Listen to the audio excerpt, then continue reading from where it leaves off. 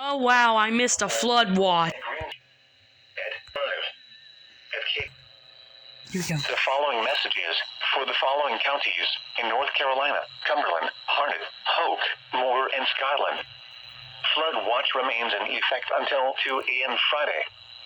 What flooding caused by excessive rainfall continues to be possible? Where a portion of central North Carolina, including the following counties: Alamance, Anson, Chatham, Cumberland, Durham, Harnett, Hoke, Lee, Montgomery, Moore, Orange, Randolph, Richmond, Scotland, Staley, and Wake. When? Until 2 a.m. Friday. Impacts: excessive runoff may result in flooding of rivers, creeks, streams, and other low-lying and flood-prone locations.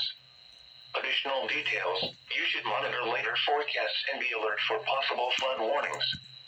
Those living in areas prone to flooding should be prepared to take action should flooding develop. Flood advisory There you go. is in effect until